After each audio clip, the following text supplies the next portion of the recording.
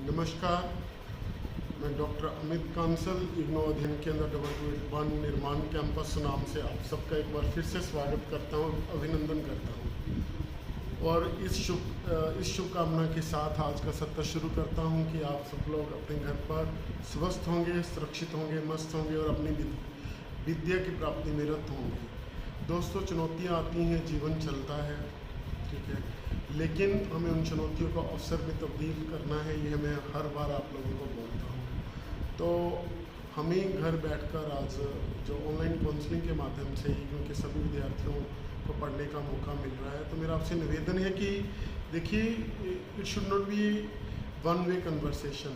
ये एक तरफ की बातचीत नहीं होनी चाहिए। तो शिक्षा का वही शिक्षा बेस्ट है जिसमें टू वे कन्वर्सेशन हो। देखिए, हम सब लोग आपस में, जैसे हमारे काउंसलिंग सेशन पहले होते थे फेस टू फेस मोड में, वो नहीं कर पा रहे हैं कोविड-19 के कारण, क्योंकि हम प्रोटोकॉल को मानने के लिए बाध्य हैं ताकि हम सब लोग सुरक्षित रहें। लेकिन फिर भी मैं आपसे हर बार निवेदन करता हूं कि अगर आपको किसी भी प्रकार की दिक्कत है, हम देखिए, हमारे काउंसलर कॉल्स भी ले रहे हैं, लेकिन बहुत सारी कॉल्स जो है वो जर्नल क्वेरीज होती हैं, उनसे रिलेटेड होती हैं। जो जर्नल में बच्चों के क्वेश्चंस रहते हैं कि हमारी प्रोजेक्ट से संबंधित ये दिक्कत है, हमने इसे कहाँ भेजना है, असाइनमेंट्स पे इस तरह की रहती हैं। लेकिन आप सब लोग भी पीछे मत रहिए प्लीज़। आप अपने ग्रुप में हमें आप ये क्वेश्चन डाल सकते हैं, हमने व्हाट्सएप के जो ग्रुप बनाए हुए हैं, या फिर हमें आप मेल के माध्यम से भी ये सूचित कर सकते हैं कि हमें ये प्रॉब्लम है, हमारी ये दिक्कत है। तो हम हर संभव प्रयास द्वारा उसको जो है हल करने का प्रयास करेंगे। दोस्तों, जो बीपीएससी के 133 जो कोर्स कोड है, बीएससी के द्वितीय वर्ष के जो विद्यार्थी हैं, उनके लिए यह काउंसलिंग सेशन आयोजित किया जा रहा है। इस काउंसलिंग सेशन में हम लोगों ने जो विभिन्न ऑर्गेनाइजेशन है, गवर्नमेंट ऑर्गेनाइजेशन से, इंस्टीट्यूशंस हैं, संस्थान हैं, उनके बारे में हमने विस्तार सहित चर्चा करनी है। हमने जो पिछले सेशन था उसमें हम लोगों ने डिस्कस किया था पार्लियामेंट की स्ट्रक्चर, भारत की जो संसद है उसका संगठन कैसा है, ठीक है, उसका जो इलेक्शन है वो कैसे होता है, उसका कोरम का क्या मीनिंग है, उसके सेशंस कौन बुलाता है, क्या होता है, और उसके अधिकारी क्या कौन कौन से, हमने उसके बारे में विस्तार से चर्चा की थी। तो दोस्तों, आज के सेशन में हम लोग जो चर्चा करने जा रहे हैं वह भारतीय संसद की भूमिका की चर्चा करने जा रहे हैं, उसके फंक्शंस की, उसके रोल की, उसके द्वारा कौन कौन से कार्य किए जाते हैं, उसकी भूमिका संबंधी हम विस्तृत चर्चा यहाँ करने वाले हैं। तो लेट्स स्टार्ट। तो फर्स्ट ऑफ ऑल, जो भारत की संसद है, हमने पहले ही बताया कि प्रत्येक देश में सरकार का एक जरूरी अंग है विधानपालिका, जिसका कार्य है, मुख्य कार्य है क्या है, कानून का निर्माण करना। लेकिन भारत में संसदीय लोकतंत्रीय शासन प्रणाली की व्यवस्था की गई है, पार्लियामेंट्री डेमोक्रेसी है, भारत में लोकतंत्र है, लोगों द्वारा लोगों के लिए सरकार है, और आज़ादी से लेकर अब तक भारतीय संविधान द्वारा जो लोकतंत्र की व्यवस्था की गई है, संसदीय शासन प्रणाली की व्यवस्था की, वह पूरी सफलतापूर्वक अपने देश में कार्य कर रही है। तो संसद, जैसे कि मैंने आपको बताया कि आर्टिकल 79 में इसकी व्यवस्था है, संविधान के अनुच्छेद 79 से लेकर 123 तक की जो व्यवस्थाएं हैं संसद से संबंधित हैं। तो दोस्तों, मैंने इसकी रचना में आपको बताया था कि इसके 2 सदन हैं, लोकसभा और राज्यसभा, और राष्ट्रपति भी इसका अटूट अंग है। तो आज हम उसका जो फर्स्ट कार्य करने वाले हैं वह है लेजिस्लेटिव फंक्शन, विधायक कार्य, विधायनकारी कार्य। तो जैसा कि इसके नाम से स्पष्ट है कि इसका मुख्य कार्य क्या है, कानून का निर्माण करना। तो मैंने आप लोगों को बताया था, जब हमने संघात्मक शासन प्रणाली का चैप्टर किया था, तो हमने उसमें डिस्कस किया था कि आर्टिकल 246 में जो संघ द्वारा, संविधान द्वारा संघ और राज्य के बीच में शक्तियों का विभाजन किया, उस संबंधी 3 सूचियाँ हैं, राज्य सूची, प्रथम सूची है केंद्र सूची, दूसरी है राज्य सूची, और तीसरी है कंकरेंट लिस्ट, जिसे हम बोलते हैं समवर्ती सूची। और सारी इन सूचियों में जो शक्तियाँ नहीं है वो केंद्र सरकार को दी गई हैं, जिसे हम अवशिष्ट शक्तियाँ बोलते हैं। तो हमने ये बात की थी। तो भारत की जो संसद है उससे ये जो केंद्रीय सूची है उसमें जो विषय हैं 101 जो विषय हैं, अब उनकी संख्या 101 होगी, जो राष्ट्रीय महत्व के विषय हैं, जिनके बारे में हमने बात की थी कि उसमें क्या क्या आता है, जैसे कि डिफेंस आता है, करेंसी आता है, बैंकिंग आती है, रेलवे आती है, आर्मी आती है, नेवी आती है, ठीक है। तो जो सारे पूरे देश से संबंधित विषय हैं उन विषयों पर भारतीय संसद को कानून बनाने का अधिकार है। और विशेष हालातों में आगे हम चर्चा करेंगे कि ये जो राज्य सूची में है उसके अधीन भी केंद्र को कानून बनाने का अधिकार है। तो लेकिन संसद कानून कैसे बनाती है? देखिए, ये दो तरह के हम विधेयक की बात करेंगे। एक तो धन विधेयक, धन बिल, मनी बिल जिसे हम बोलेंगे, दूसरे को हम बोलेंगे साधारण विधेयक। जिस विधेयक का संबंध धन से ना हो, धन बिल से मतलब यह है कि जिसका संबंध व्यय और आमदन से ना हो, या जिसमें धन का कोई विवरण ना हो, उससे संबंधित ना हो, तो उस बिल को हम साधारण बिल बोलते हैं। साधारण बिल संसद के किसी भी सदन में रखा जा सकता है। देखिए, चाहे वो लोकसभा में रख लीजिए चाहे राज्यसभा में, एक सदन द्वारा पारित होने के पश्चात उसे दूसरे सदन को भेजा जाता है नियमानुसार।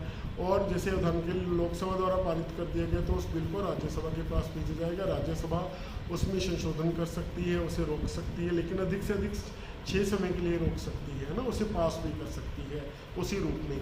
अगर दोनों सदनों में किसी प्रकार का गतिरोध पैदा हो जाता है तो दोनों सदनों का संयुक्त अधिवेशन बुलाया जाता है और संयुक्त अधिवेशन में साधारण बहुमत से वह बिल पास हो जाता है। दोनों सदनों द्वारा पारित होने के पश्चात बिल को राष्ट्रपति महोदय की प्रवानगी के लिए, कंसेंट के लिए भेजा जाता है। राष्ट्रपति महोदय एक बार किसी भी बिल को प्रवानगी देने से इनकार कर सकते हैं अगर उनको यह लगता है। तो अगर ऐसा होता है राष्ट्रपति उन्हें प्रवानगी नहीं देते उस बिल को, तो वह जिस सदन से उस बिल का उदय हुआ था, जहाँ से वो आरम्भ हुआ, तो उसी सदन को वापस भेज दिया जाता है। और संसद द्वारा अगर उस बिल को पुनः उसी रूप में पारित कर दिया जाता है तो राष्ट्रपति की उसको प्रवानगी मानी जाती है। ठीक है। तो दूसरी बात हम बात करेंगे कि जो संवैधानिक संशोधन है, कॉन्स्टिट्यूशनल अमेंडमेंट्स हैं। देखिए दोस्तों, जो अपना भारत का संविधान है वो गतिशील है। तो जो 1950 में 26 जनवरी 1950 को भारत का संविधान लागू हुआ, अब तक उसमें मतलब सैकड़ों संशोधन हो चुके हैं। संशोधन का मतलब क्या होता है कि समय के अनुकूल अगर हमें चाहिए कि हम संविधान की किसी धारा में, जैसे कि किसी भाग में अमेंडमेंट करना चाहते हैं, नियम अनुसार वह अमेंडमेंट हो सकती है। और आर्टिकल 368 में 368 में संविधान में संशोधन करने की विधि अंकित है। उस विधि के अनुसार ही संसद जो है संविधान में संशोधन कर सकती है। हालांकि उस पर जो जैसे कि संविधान के जो बेसिक फीचर्स हैं या बेसिक ढांचा है उसमें संसद तब्दीली नहीं कर सकती, जैसा कि सुप्रीम कोर्ट द्वारा अलग अलग, जैसे कि 1972 में केशवानंद भारती केस में ऐसा डिसीजन आया था, तो उनको मानते हुए उस पर कुछ रोके हैं। उसी प्रकार की जो संघात्मक शक्तियाँ हैं उस हिस्से में राज्यों की प्रवानगी भी चाहिए। तो आर्टिकल 368 में उस संवैधानिक संशोधन विधि का जो है पूरा विस्तार सहित वर्णन है। और संवैधानिक संशोधन विधि में भी दोनों सदनों को एक समान शक्तियाँ प्राप्त है, जैसे कि साधारण विधेयक को पारित करने के संबंध में शक्तियाँ प्राप्त है। राज्यसभा और लोकसभा को एक समान शक्तियाँ प्राप्त हैं। फिर हम बात करेंगे कुछ ऐसे क्षेत्र जहाँ पर लोकसभा राज्यसभा की तुलना में अधिक प्रभावी और शक्तिशाली है। देखिए दोस्तों, वो क्षेत्र है वित्तीय क्षेत्र है। तो धन बिल हैं, जो धन विधेयक हैं, वो राज्यसभा में पेश नहीं किए जा सकते। जैसे कि संवैधानिक संशोधन बिल या साधारण बिल को चाहे राज्यसभा में पहले पेश कर लिया जाए चाहे लोकसभा में, तो कोई फ़र्क नहीं पड़ता। दोनों सदनों की प्रवानगी का वो प्रोसीजर फॉलो करने के बाद राष्ट्रपति की प्रवानगी के पास चला जाता है। लेकिन धन विधेयक को सिर्फ लोकसभा में पेश किया जा सकता है, क्योंकि धन पर जो नियंत्रण है वो बोला तो संसद का नियंत्रण जाता है, लेकिन वास्तव में वह नियंत्रण किसका है? लोकसभा। क्योंकि देखो, लोगों से कर का संग्रहण होता है, तो लोगों का जो लोकतंत्रीय परंपरा के अनुसार जो लोकसभा है वो लोगों का प्रतिनिधित्व करती है, लोगों की भारतीय जो लोकतंत्र उसका प्रतिनिधित्व करती है। तो कोई भी जो बिल है, धन बिल, पहले उसकी राष्ट्रपति से प्रवानगी ली जाती है और उसके पश्चात उस बिल को लोकसभा में पेश किया जा सकता है। आर्टिकल 265 में यह क्लियर कट लिखा हुआ है कि जो किसी भी प्रकार का अगर कोई कर लगाना है तो उसकी प्रवानगी जो है संसद से मिलनी जरूरी है। उसी प्रकार से जो संचित निधि फंड है, जो भारत का कंसोलिडेटेड फंड है, ठीक है, जिससे संपूर्ण व्यय किया जा सकता, उससे तभी व्यय किया जा सकता है अगर संसद उसकी प्रवानगी देती है निश्चित विधि अनुसार। तो संचित निधि फंड पर भी संसद का पूरी तरह नियंत्रण है। तो आर्टिकल 110 में ये क्लियर कट लिखा हुआ है कि किसी भी धन बिल को संसद के निम्न सदन लोकसभा में ही पेश रखा, जैसा 109 110 में यह प्रोविजन है। तो जब संसद के लोकसभा में ऐसा बिल रखा जाता है, राष्ट्रपति की पूर्व प्रवानगी लेने के पश्चात लोकसभा द्वारा उसे पारित कर दिया जाता है, तो उसे प्रवानगी के लिए राज्यसभा को भेजा जाता है। राज्यसभा उस बिल पर अधिक से अधिक 14 दिन के लिए उस बिल को अपने पास रोक सकती है, उसमें संशोधन कर सकती है, लेकिन संशोधनों को मानना न मानना लोकसभा की इच्छा पर निर्भर करता है। तो कहने का अर्थ है कि जो वित्त पर नियंत्रण है एक तरह से पूरी तरह लोकसभा पर है, क्योंकि लोकसभा में मंत्रिपरिषद को बहुमत प्राप्त होता है। तो मोस्टली क्या है कि जो विभिन्न विभागों के खर्चे चल रहे हैं, जहाँ ऋण का एकत्रीकरण किया जाना है, रेवेन्यू इकट्ठा किया जाना है, वो वास्तव में मंत्रिपरिषद की इच्छा अनुसार ही हो जाता है, क्योंकि लोकसभा में मंत्रिपरिषद को बहुमत प्राप्त होता है और बहुमत प्राप्त दल होने के कारण वो बिल जो है मंत्रिपरिषद की इच्छा अनुसार जो धन बिल होते हैं वो पास हो जाते हैं। तो अब हम बात करेंगे संसद का जो कार्यपालिका पर नियंत्रण है वो कैसे करती है। तो जो कार्यपालिका है देश में संसदीय शासन प्रणाली होने के कारण, देखिए पहले तो जो राष्ट्रपति है वो भी कार्यपालिका का हिस्सा है और संसद का भी हिस्सा है। तो संसद की बैठकों में राष्ट्रपति सामान्यतः नहीं आते हैं ना। संसद की प्रथम बैठक में और प्रत्येक वर्ष जो संसद का जब सेशन शुरू होता है तब राष्ट्रपति द्वारा अपना संदेश संसद में दिया जाता है। तो जनरली जो राष्ट्रपति संसद की बैठकों में नहीं आते। तो जो संसदीय शासन प्रणाली की प्रथा के अनुकूल जो है, अगर राष्ट्रपति प्रधानमंत्री और मंत्रिपरिषद की जो व्यवस्था की गई है आर्टिकल 74 में, और वो 75 के अनुसार कलेक्टिवली रिस्पॉन्सिबल है किसको, लोकसभा को।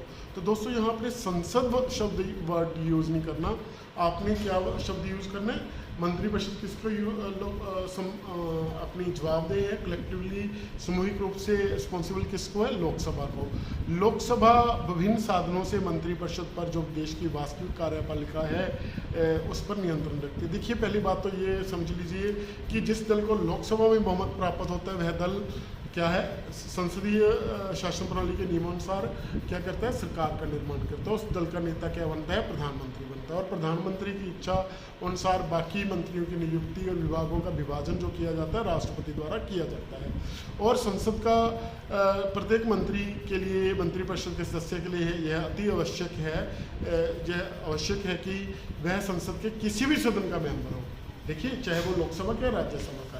अगर कोई व्यक्ति जब उसे मंत्री बनाया जाता है किसी भी सदन का मेंबर नहीं है, तो संविधानानुसार उसको 6 महीने के भीतर अपनी नियुक्ति के 6 महीने के भीतर चाहे वो प्रधानमंत्री है, चाहे मंत्री है, मंत्रिपरिषद का सदस्य है, उसे 6 महीने के भीतर किसी भी सदन का सदस्य बनना पड़ता है। ऐसी व्यवस्था है। तो लेकिन जवाबदेही किसके प्रति है, लोकसभा के प्रति, क्योंकि लोकतंत्र का प्रतिनिधित्व कौन करती है, लोकसभा। तो लोकसभा द्वारा विभिन्न साधनों से मंत्रिपरिषद को जवाबदेही बनाया जाता है। पहला साधन है प्रश्न पूछकर। तो हर रोज़ प्रश्न को घंटा होता है। लोकसभा और राज्यसभा में जो सदस्य हैं वो मंत्रियों से विभिन्न प्रकार के प्रश्न पूछ सकते हैं उनके विभागों संबंधी। फिर हम बात करेंगे जो है, हम बात कर सकते हैं कि जो निंदा प्रस्ताव है लोकसभा में पेश किया जा सकता है। किसी एक मंत्री के विभाग संबंधी उसका कार्य अच्छा नहीं है, तो अगर निंदा प्रस्ताव एक मंत्री के प्रति भी पास हो जाता है तो संपूर्ण मंत्रिपरिषद को इस्तीफा देना पड़ता है।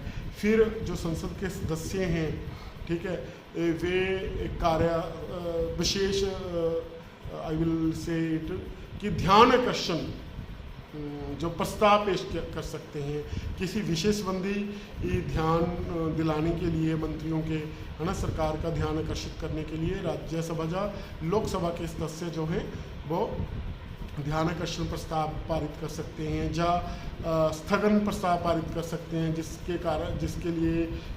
दिन यह होता है कि किसी जो जनरल कार्य चल रहा होता है उसको स्थगित कर किसी विशेष कार्य की तरफ अगर ज़रूरत है तो उस कार्य का आरंभ किया जा सकता है। प्रश्न पूछना, ध्यान आकर्षण प्रस्ताव और स्थगन प्रस्ताव जो लोकसभा राज्यसभा कहीं भी रखे जा सकते हैं। लेकिन मंत्रिपरिषद को, जो किसी मंत्री को पदवी से हटाने संबंधी जो निंदा प्रस्ताव है जहाँ अविश्वास का प्रस्ताव है वह केवल लोकसभा में ही नियमानुसार रखा जा सकता है।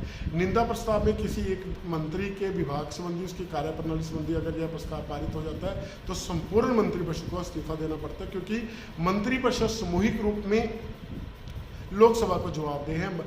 सभी मंत्री एक समान तैरते हैं और सभी मंत्री एक समान डूबते हैं। कहने का अर्थ है कि सामूहिक रूप में यह माना जाता है। तो दूसरी बात है कि अगर मंत्रिपरिषद के विरुद्ध अविश्वास का प्रस्ताव पारित हो जाए तो प्रधानमंत्री को इस्तीफा देना पड़ता है, मंत्रिपरिषद को इस्तीफा देना पड़ता है, और प्रधानमंत्री का इस्तीफा संपूर्ण मंत्रिपरिषद का इस्तीफा माना जाता है। तो यह थी जो विभिन्न साधनों के द्वारा जो संसद है, लोकसभा है, मंत्रिपरिषद पर किस प्रकार से नियंत्रण रखती है। फिर अब हम कुछ बात करेंगे इलेक्टोरल फंक्शंस की, इसके चुनावकारी कार्य भी हैं। तो संसद, भारत की जो संसद है वो अनेक चुनावकारी कार्यों में हिस्सा लेती है। उदाहरण के लिए जो संसद के सदस्य हैं, लोकसभा के सदस्य हैं, वे अपनी बैठक में, पहली बैठक में जो है अपने सदस्यों में से किसी एक को स्पीकर और किसी को डिप्टी स्पीकर चुनते हैं। इनके बारे में, फंक्शंस के बारे में हम पिछली यूनिट में डिस्कस कर चुके हैं। आर्टिकल 93 के अधीन स्पीकर का चुनाव होता है। उसी प्रकार राज्यसभा का देखिए, जो सभापति हैं वो तो माननीय उपराष्ट्रपति हैं, वो पदेन सभापति हैं, लेकिन राज्यसभा अपना एक डिप्टी चेयरमैन अपने सदस्यों में से चुनती है। इसी प्रकार से जो भारत के राष्ट्रपति हैं, माननीय राष्ट्रपति हैं और उपराष्ट्रपति हैं, तो उसमें भी संसद के जो चुने हुए सदस्य होते हैं वे भाग लेते हैं। इलेक्टेड मेंबर्स, देखिए इसमें नॉमिनेटेड मेंबर्स हिस्सा नहीं लेते, ये ध्यान रखिएगा। देखिए लोकसभा और राज्यसभा के नॉमिनेटेड मेंबर हिस्सा नहीं लेते, इसमें जो राष्ट्रपति द्वारा नॉमिनेटेड होते हैं। लेकिन जो निर्वाचित सदस्य होते हैं राष्ट्रपति के चुनाव के लिए, जो संसद के जो सदस्य हैं, दोनों सदनों के निर्वाचित सदस्य और राज्य विधानमंडलों के जो सदस्य हैं, दिल्ली और पुडुचेरी के जो केंद्र शासित प्रदेश है उसके निर्वाचित सदस्य, इन सभी का एक इलेक्टोरल कॉलेज होता है जो राष्ट्रपति के चुनाव में हिस्सा लेते हैं। लेकिन उपराष्ट्रपति के चुनाव में संसद के दोनों सदनों के सदस्य भाग लेते हैं, वे उन्हें मतदान करने का अधिकार प्राप्त है। इसी प्रकार राष्ट्रपति, उपराष्ट्रपति, भारत के जो सुप्रीम कोर्ट के जजेज हैं, हाई कोर्ट के जजेज हैं, उनको, या फिर इलेक्शन कमीशन के कमिश्नर्स हैं, या जितनी भी संवैधानिक संस्थाएं हैं, जैसे कि अलग अलग हम बात करें वित्त कमीशन वगैरह, है ना, तो इनके जो सदस्य हैं, या राष्ट्रपति, उपराष्ट्रपति, या सुप्रीम कोर्ट, हाई कोर्ट के जजेज हैं, इनको इम्पीचमेंट द्वारा, महा अभियोग द्वारा उनके पद से हटाया जा सकता है। निश्चित विधि द्वारा संसद में ऐसा प्रस्ताव जो है पारित हो जाता है तो राष्ट्रपति, उपराष्ट्रपति, सुप्रीम कोर्ट, हाई कोर्ट के जजेज और जो अदर कॉन्स्टिट्यूशनल बॉडीज हैं जैसे कि इलेक्शन कमीशन, उनके सदस्यों को उनकी पदवी से संसद को अधिकार है, अगर वे संविधान की उल्लंघना करते, संविधानानुसार कार्य नहीं करते, तो उन्हें इम्पीचमेंट द्वारा, जिसे हम उस महादोष का मुकदमा बोलते हैं, उसके माध्यम से संसद उन्हें हटा सकती है, जब उसका न्यायकारी कार्य हम बोल सकते हैं। इसके अलावा अगर हम बात करें, जो संसद है वो प्रतिनिधित्वात्मक कार्य भी करती है, रिप्रेजेंटेटिव फंक्शन करती है। दोस्तों वो कैसे? देखिए संसद के दोनों जो सदन हैं, जो भारत के राष्ट्रपति तो वो पूरे राष्ट्र का प्रतिनिधित्व करते हैं, लेकिन जो संसद का लोकसभा सदन है वो भारतीय लोकतंत्र का प्रतीक है, जिसमें समाज के विभिन्न वर्गों के विभिन्न क्षेत्रों में कार्य करने वाले लोग, जो संसद है, जनता जिन्हें चुनती है वैश्विक मताधिकार पर 5 वर्ष के लिए चुनती है, विभिन्न क्षेत्रों का, भारत के क्षेत्रों का प्रतिनिधित्व करते हैं। उसी प्रकार से जो राज्यसभा के सदस्य हैं, जिनका चुनाव एमएलए द्वारा, राज्य विधानमंडल के सदस्यों द्वारा किया जाता है, वे अपने अपने संघ की इकाइयां हैं जो भारत की, उनका प्रतिनिधित्व करते हैं। तो प्रतिनिधित्वात्मक कार्य भी संसद द्वारा किया जाता है, और ये अपने अपने जो क्षेत्र के प्रतिनिधि होते हैं अपनी क्षेत्र की समस्याओं को वहाँ उठाते हैं और उनके समाधान के लिए प्रपोजल्स वहाँ रखते हैं और सरकार के साथ तालमेल बना रहता है। तो इस प्रकार से जो भारतीय संसद है उसका जो कार्य है वो मल्टी डिमेंशनल है, बहुपक्षीय उसका कार्य है। देखिए पहले हमने विधानिक कार्य किए, फिर जो वित्त पर नियंत्रण किया, फिर हमने बात की संवैधानिक कार्यों की, फिर हमने बात की न्यायिक कार्यों की जिसमें इम्पीचमेंट द्वारा हटाया जा सकता है, फिर हमने बात की थी, अगर हम बात करें इलेक्टोरल कार्य की, चुनावकारी कार्यों की, फिर हमने बात की रिप्रेजेंटेटिव जो कार्य हैं, प्रतिनिधित्वात्मक कार्य हैं, उनके बारे में बात की। तो दोस्तों जो संसद है वो एक प्रकार से भारतीय लोकतंत्र का मंदिर कहा जा सकता है। याद होगा आप लोगों को कि जब प्रधानमंत्री नरेंद्र भाई मोदी जो हैं अपने देश के तत्कालीन प्रधानमंत्री हैं, लोकसभा में प्रथम दिन आए थे तो मीडिया पर उस चीज़ को बहुत दिखाया गया था कि किस प्रकार से देश के प्रधानमंत्री हैं वो लोकसभा की दहलीज पर, संसद की दहलीज पर अपना शीश नतमस्तक होकर जो है लोकसभा में एंटर होते हैं। तो पूरी मर्यादा वहाँ रहती है, लोगों की जो आकांक्षाएं हैं, अपेक्षाएं हैं, उनको पूरा करती है जो लोकसभा, चाहे वो राज्यसभा है। तो इनके जो माननीय सांसद होते हैं उनको कुछ विशेषाधिकार होते हैं, उन अधिकारों का उल्लंघन होता है तो उसके अधीन विशेषाधिकार हनन का नोटिस भी संसद द्वारा जारी किया जा सकता है। ठीक है, तो जितने भी महत्वपूर्ण बिल होते हैं वो संसद में जब तक पारित नहीं होते वो कानून नहीं बन सकते, ऐसा हमें समझ पड़ चुका है। तो ये भारत की संसद की जो भूमिका थी, हमने इसके बारे में आज चर्चा की विस्तार सहित। तो हम अगले सेशन में जो है जो अगला भारत की जो कार्यपालिका है उसके बारे में हम बात करेंगे, एग्जीक्यूटिव के बारे में बात करेंगे। मैं आशा करता हूँ कि जो आज का काउंसलिंग सेशन है वो आपके लिए फ्रूटफुल रहेगा। जो आपके डाउट हैं, देखिए जब आपका सिलेबस बहुत वास्ट है तो एक काउंसलर जो एकेडमिक काउंसलर है वो कितना सिलेबस करवा सकता है आपको, ठीक है। तो उसमें जो किसी बच्चे को डाउट हो सकता है तो हम अपने आप को एक स्टूडेंट की जगह पर रखते हैं कि स्टूडेंट को इस चीज़ में डाउट हो सकता है, इस पॉइंट में डाउट हो सकता है। उन डाउट्स को ध्यान में रखकर ये काउंसलिंग सेशन हम लोग आयोजित करते हैं और आपके सामने प्रस्तुत होते हैं उन काउंसलिंग सेशंस को लेकर। तो मेरा आप लोगों से निवेदन है कि अगर किसी प्रकार का कोई डाउट रहता तो प्लीज़ nirmancampus.sunam@gmail.com पर जो आपके हमने व्हाट्सएप के ग्रुप बनाए हुए हैं उसमें आप प्लीज़ डालिए और कोशिश कीजिए अगर आप कॉल करते हैं तो आप देखिए कि कौन सा समय उचित रहता है। तो कई स्टूडेंट्स क्या होता है कि रात को 9 बजे 10 बजे जब भी उनको कुछ याद आता है तो प्लीज़ आप ऐसे डाउट्स को, मेरा आपसे निवेदन है कि आप लिख लीजिए और जब काउंसलिंग सेशन होता है तो भी आप जो है कमेंट बॉक्स में जाकर डायरेक्ट हमें वो सेशन से संबंधित जो है डाउट्स हमें भेज सकते हैं, ठीक है।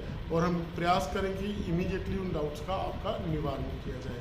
दोस्तों आज के लिए धन्यवाद। हम लोगों ने कैंपेन शुरू की है, वह कैंपेन है कि आपके घर में ऑक्सीजन प्लांट होना चाहिए, ठीक है। तो ऑक्सीजन प्लांट क्या है, कोई भी हम पौधा लगाएं तो हमारे द्वारा जो हमारा शहर है सुनाम या उसके सराउंडिंग जो गांव है, हमारी टीम द्वारा जो निर्माणी सोशल ऑर्गेनाइजेशन की टीम है जिसे हम नासो बोलते हैं, जिसके द्वारा ये निर्माण कैंपस संचालित किया जाता है, मैनेज किया जाता है, जिसके द्वारा ये इग्नो स्टडी सेंटर चलाया जा रहा है, हम सब उस टीम का एक भाग हैं। तो आप सब लोग भी उस टीम का एक भाग हैं। तो हम लोगों द्वारा जो है पौधा वितरण, प्लांट्स वितरण करने का कार्य शुरू किया गया है। तो जो व्यक्ति प्लांट्स चाहता है वो 9501898500 पर हमें एक व्हाट्सएप मैसेज करेगा, अपना एड्रेस लिखेगा। तो बेसिकली हम फ्रूट प्लांट्स हैं जो जैसे कि मैंगो है, आंवला है, जो जामुन है, गुलमोहर है, कुछ ऑर्नामेंटल प्लांट्स, इस तरह के प्लांट्स हम डिस्ट्रीब्यूट कर रहे हैं। तो हमारी जो टीम है वो आपके घर पर आकर वो प्लांट लगाएगी भी। तो आप लोग भी उस मुहिम का हिस्सा बन सकते हैं, उस ड्राइव का हिस्सा बन सकते हैं कैंपेन का, ताकि हर तरफ हरियाली होगी तो ऑक्सीजन ज़्यादा होगी तो हम लोग कोविड से सुरक्षित रहेंगे। तो इस तरह का, जैसे हम चंडीगढ़ में जाते हैं तो वहाँ ग्रीनरी बहुत ज़्यादा है, जहाँ हिमाचल में जाते हैं तो बहुत ग्रीनरी। तो अगर आप लोगों ने किसी ने निर्माण कैंपस में विजिट किया तो वहाँ भी हम लोगों ने प्रयास किया है बहुत सारी हरियाली लाने का। तो कृपया आप इस हरियाली मुहिम में आप हिस्सा बने। तो आप लोग कहीं भी प्लांट लगवाना चाहते हैं तो प्लीज़ लेट अस नो, हमें खुशी होगी। हम आपके आभारी हैं, आप हमारे साथ जुड़े रहेंगे कि हमें अवसर मिला आप सबको मार्गदर्शन देने का, आपकी सेवा करने का, राष्ट्र की सेवा करने का आपके माध्यम से हमें अवसर मिला। इसके लिए हम सब लोग बहुत बहुत आभारी हैं। दोस्तों जय हिंद, नमस्कार, फिर मिलेंगे अगले सेशन में। धन्यवाद।